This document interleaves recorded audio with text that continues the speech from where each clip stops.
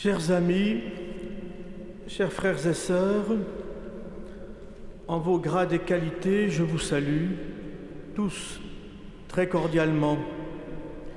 Vous qui êtes présents dans notre magnifique cathédrale, la lanterne du bon Dieu, comme elle est appelée, et vous qui nous rejoignez par les ondes de RCF Jéricho-Moselle, merci d'être venus. Nous sommes dans la peine d'avoir perdu Monseigneur Pierre Raffin, mais dans l'espérance aussi, lui qui fut un père, un frère, un ami dans le Christ, et qui nous a portés dans cette espérance tout au long de sa vie. Beaucoup souhaitaient l'accompagner au cours de ses obsèques, mais ont été empêchés. Il y a quelques semaines, le 10 janvier, Monseigneur Pierre Raffin nous adressait quelques mots depuis la chambre où il se trouvait pour nous dire sa profonde communion avec ceux qui étaient ici dans cette cathédrale, célébrant les funérailles de M. Jean-Marie Roche, maire de cette ville durant 37 ans, qu'il avait bien connu. Il manifestait ainsi les liens qui existent et sont entretenus entre les autorités civiles et religieuses dans notre département, où les mots concorde, dialogue, écoute mutuelle, estime réciproque habitent les relations entre ces différents responsables qui partagent tous le souci du bien commun. Merci à vous, Monsieur François Grosdidier, maire de Metz, d'être là. Représentant aussi Monsieur Franck Leroy, président de la région Grand Est. Merci à vous, Monsieur Patrick Weiten, président du conseil départemental. Merci à Monsieur Laurent Touvet, préfet de la Moselle, empêché, représenté par Monsieur Smith, secrétaire général de la préfecture. Merci à tous les élus présents dans cette assemblée. Merci aux représentants des différents cultes. Nous entretenons tous ensemble des relations fraternelles de soutien mutuel. Monseigneur Raffin, passionné de liturgie, a aimé cette cathédrale et ce chœur qu'il a aménagé en incorporant un mobilier liturgique contemporain signé par Mattia Bonetti. Durant les 26 ans de son épiscopat, il a ordonné plus de 120 prêtres et plus de 40 diacres, qui sont nombreux aujourd'hui à ses côtés, à nos côtés. Avant d'être nommé évêque de Metz, il avait déjà assuré des cours auprès des futurs prêtres des maisons de formation religieuse parisiennes et de la maison de formation Saint-Augustin, où il fut un accompagnateur spirituel apprécié. Certains jeunes séminaristes sont devenus aujourd'hui évêques. Nous savons combien grande était son attention au ministère ordonné comme à la vie consacrée. Il est décédé, lui le religieux dominicain, au matin du 2 février, fête de la présentation de Jésus au Temple, journée mondiale de la vie consacrée, comme pour nous rappeler ces liens étroits qui existent toujours entre un diocèse et les consacrés, la vie religieuse et consacrée étant un don de Dieu pour les fidèles. Nous saluons tous nos frères dominicains, nos sœurs dominicaines, ceux qui sont présents cet après-midi. Et nous remercions les sœurs du Très Saint Sauveur de la maison d'accueil d'Oberbraun, où Monseigneur Raffin s'était retiré, les petites sœurs des pauvres à Metz qui l'ont accueilli ces derniers mois. Plusieurs de ses confrères évêques sont là, dont Monseigneur Marc Stinger, qui fut l'un de ses proches collaborateurs, représentant tous ceux qui n'ont pu se joindre à nous. Je ne peux lire tous leurs témoignages sincères et émus, mais ils sont profondément unis à nous par la prière cet après-midi. Parmi eux, Son Excellence, le nonce apostolique en France, regrette de ne pas être parmi nous, mais m'a adressé son message personnel. Son Éminence, le cardinal Jean-Claude Ulrich, archevêque de Luxembourg, retenu à Rome pour le Conseil des cardinaux, représenté par Monseigneur Léo Wagner, évêque auxiliaire. Monseigneur de Moulin-Beaufort, ayant connu Monseigneur Raffin à la maison Saint-Augustin quand il était séminariste, tient à nous témoigner de sa profonde tristesse et associe bien sûr toute la conférence des évêques de France, représentée aujourd'hui par son vice-secrétaire général. Monseigneur Laurent Ulrich, archevêque de Paris.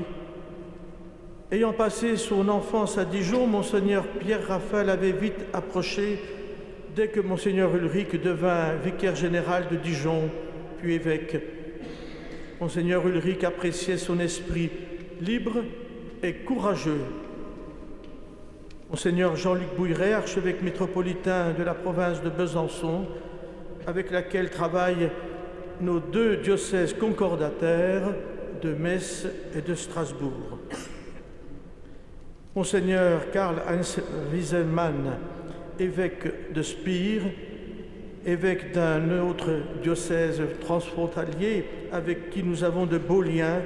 Il est représenté par son évêque auxiliaire, Monseigneur Otto Jorgens. Monseigneur Georger, évêque émérite d'Oran, est en communion de prière avec nous tous et célèbre une messe à cet instant à Oran en mémoire de son ami. Nous l'avons entendu, la conférence des évêques du Togo et aussi plusieurs évêques du Liban. Vous le savez tous, Monseigneur Pierre Raffin, 102e évêque de Metz, a marqué notre diocèse de son empreinte par son engagement et sa vision pastorale et son long épiscopat de 26 ans. Né le 13 février 1938 à Nancy et décédé le 2 février 2024 à Metz, il a été un évêque très engagé, dont le service à l'Église particulière de Metz s'est étendu depuis sa nomination le 4 août 1987 jusqu'à son statut d'évêque émérite le 27 septembre 2013 et d'administrateur du diocèse, passant le flambeau à Monseigneur Jean-Christophe Laglaise parmi nous.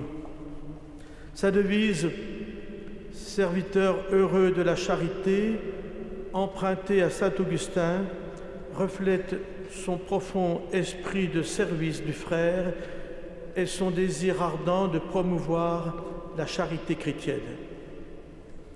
Dès le début de son ministère, il a manifesté un esprit d'audace missionnaire en adoptant des moyens innovants, comme on nous l'a dit, comme l'utilisation du Minitel pour répondre aux questions de ses contemporains, devenant ainsi le premier évêque de France à le faire. Son épiscopat est marqué par des moments significatifs dont nous pouvons retenir l'accueil du pape Jean-Paul II le 10 octobre 1988, juste un an seulement après son ordination le 11 octobre 1987.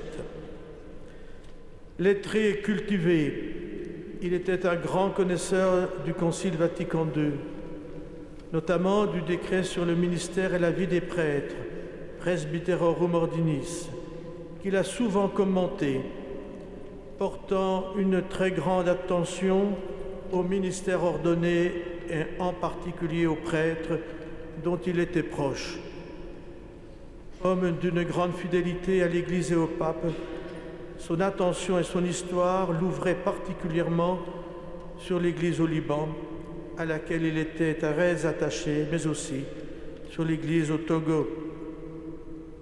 Sa sollicitude pour l'Église en Moselle se concrétise encore par des initiatives pastorales audacieuses, notamment lors de l'année jubilaire de l'an 2000, où à la Pentecôte, il promulgue le projet pastoral diocésain dans une démarche déjà empreinte de synodalité pour répondre aux problématiques de notre temps. Il est le créateur des communautés de paroisse et des équipes d'animation pastorale, associant fortement les fidèles laïcs à la responsabilité pastorale de l'Église. Ce projet pastoral diocésain s'est prolongé, enrichi et approfondi par son successeur, Monseigneur Jean-Christophe Laglaise, qui, en 2021, promulguera des orientations pastorales pour une église missionnaire en Moselle, orientations qui animent notre élan missionnaire aujourd'hui.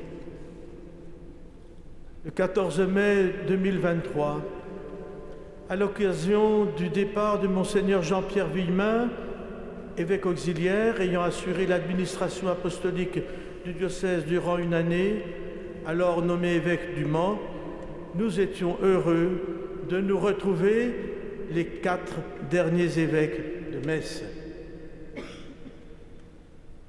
Relevant les défis rencontrés, Monseigneur Raffin est resté animé par l'espérance, cherchant à propager la foi dans la société contemporaine.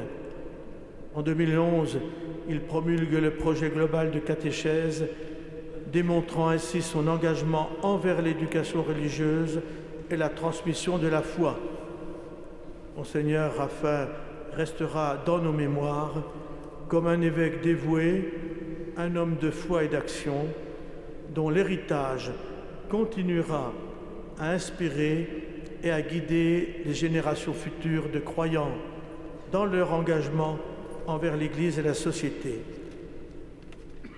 Il est certain, je le crois, qu'il fera tout pour mettre en œuvre ce que voulait Sainte Thérèse de Lisieux. Je passerai mon ciel à faire du bien sur la terre. Avec sa personnalité décidée, peut-être dira-t-il aussi avec elle, je reviendrai sur la terre pour faire aimer l'amour. Avec Christine, sa sœur, que nous entourons de notre amitié et tous ses proches, entrons désormais dans notre célébration.